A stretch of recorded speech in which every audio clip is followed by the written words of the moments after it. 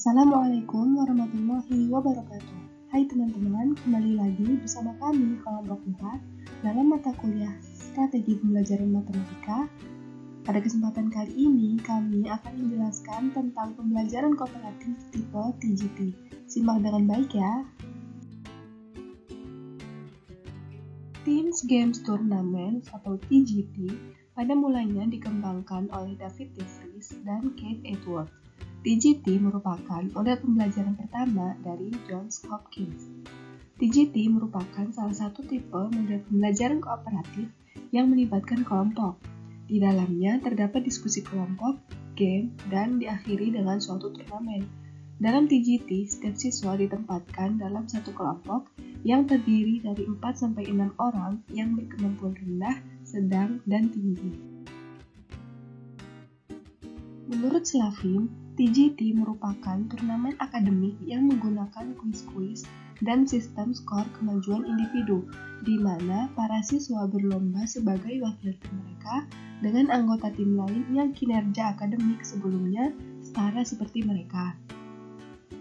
Lalu menurut Soimin, TGT adalah model pembelajaran kooperatif yang mudah diterapkan, melibatkan aktivitas seluruh siswa tanpa harus ada perbedaan status, melibatkan peran siswa sebagai tutor sebaya, dan mengandung unsur permainan dan reinforcement. Kemudian menurut Rusman, TGT adalah salah satu tipe pembelajaran kooperatif yang menempatkan siswa dalam kelompok-kelompok belajar yang beranggotakan 5-6 orang siswa yang memiliki kemampuan jenis kelamin dan suku atau ras yang berbeda. Dari beberapa pendapat tersebut dapat disimpulkan bahwa TGT atau Teams Games Tournaments merupakan model pembelajaran yang berisi turnamen akademik dan melibatkan seluruh siswa dalam bentuk kelompok yang memiliki kemampuan, melibatkan semua siswa sebagai tutor sebaya, dan mengandung unsur permainan yang di dalamnya terdapat diskusi kelompok, game, dan kemudian diakhiri dengan suatu turnamen.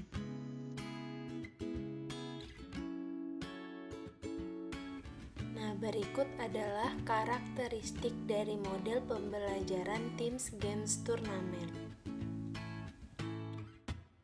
Yang pertama yaitu penyajian kelas.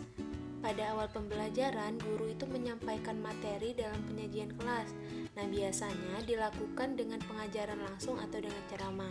Diskusi yang dipimpin oleh guru. Pada saat penyajian kelas ini, siswa harus benar-benar memperhatikan dan memahami materi yang diberikan guru karena akan membantu siswa bekerja lebih baik pada saat kerja kelompok dan pada saat game karena skor game akan menentukan skor kelompok.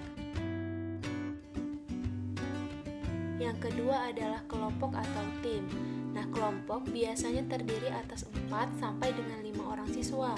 Fungsi kelompok adalah untuk lebih mendalami materi bersama teman kelompoknya dan lebih khusus untuk mempersiapkan anggota kelompok agar bekerja dengan baik dan optimal pada saat game. Yang ketiga adalah gamenya. Nah, game terdiri atas pertanyaan-pertanyaan yang dirancang untuk menguji pengetahuan yang didapat siswa dari penyajian kelas dan belajar kelompok. Kebanyakan game terdiri dari pertanyaan-pertanyaan sederhana bernomor. Nah, siswa memilih kartu bernomor dan mencoba menjawab pertanyaan yang sesuai dengan nomor itu. Siswa yang menjawab benar pertanyaan itu akan mendapatkan skor.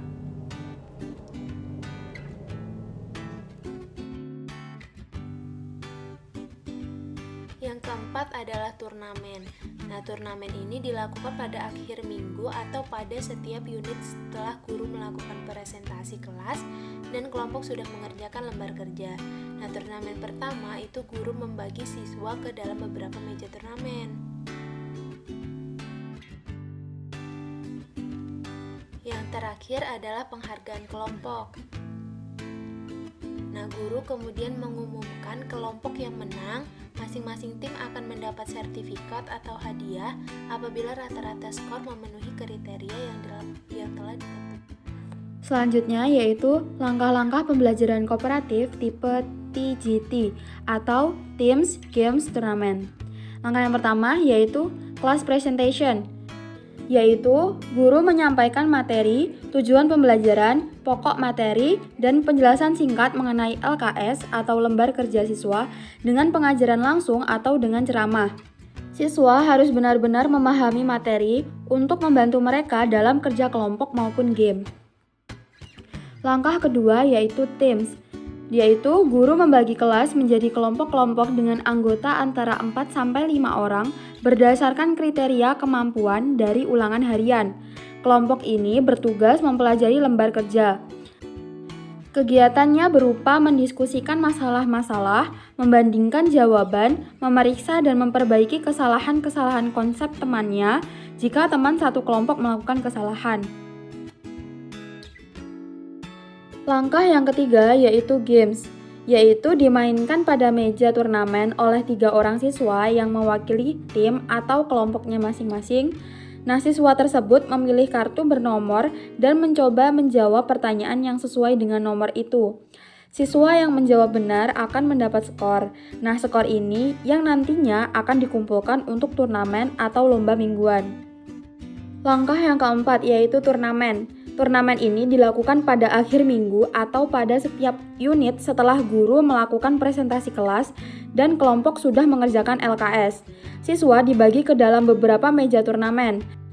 3 peserta didik tertinggi prestasinya dikelompokkan pada meja 1, 3 peserta didik selanjutnya pada meja 2, dan seterusnya. Langkah yang kelima yaitu team recognition, yaitu guru mengumumkan kelompok yang menang. Masing-masing kelompok akan mendapat hadiah apabila rata-rata skor memenuhi kriteria yang telah ditentukan. Kelompok yang mendapat julukan super team jika rata-rata skor 50 atau lebih. Kelompok yang mendapat julukan great team apabila rata-ratanya mencapai 50 sampai 40. Dan mendapat julukan good team apabila rata-ratanya di bawah dari 40. Hal ini dapat menyenangkan para peserta didik atas prestasi yang telah mereka buat. Kelebihan dan kekurangan pembelajaran kooperatif tipe TGT atau Teams Games Turnamen. Kelebihan pembelajaran Teams Games Turnamen menurut Suarjana tahun 2000 dalam Istiqomah 2006 yang merupakan kelebihan dari pembelajaran TGT antara lain: yang pertama, lebih meningkatkan pencurahan waktu untuk tugas. Yang kedua, mengedepankan penerimaan terhadap perbedaan individu. Yang ketiga, dengan waktu yang sedikit dapat menguasai materi secara mendalam. Keempat, proses belajar mengajar berlangsung dengan keaktifan dari siswa. Yang kelima, mendidik siswa untuk berlatih, bersosialisasi dengan orang lain. Keenam, motivasi belajar lebih tinggi. Yang ketujuh, hasil belajar lebih baik. Dan yang kedelapan, meningkatkan kebaikan budi, kepekaan, dan toleransi. Untuk kelemahan pembelajaran Teams Game Turnamen, yang pertama bagi guru, sulitnya pengelompokan siswa yang memiliki kemampuan heterogen dari segi akademis. Kelemahan ini akan dapat diatasi jika guru yang bertindak sebagai pemegang kendali teliti dalam menentukan pembagian kelompok. Waktu yang dihabiskan untuk diskusi oleh siswa cukup banyak sehingga melewati waktu yang sudah ditetapkan. Nah, kesulitan ini dapat diatasi jika guru mampu menguasai kelas secara menyeluruh. Yang kedua, bagi siswa, masih adanya siswa berkemampuan tinggi, kurang terbiasa, dan sulit memberikan penjelasan kepada siswa lainnya. Nah, untuk mengatasi kelemahan ini, tugas guru adalah membimbing dengan baik siswa yang mempunyai kemampuan akademik tinggi agar dapat dan mampu menularkan pengetahuannya kepada siswa yang lain.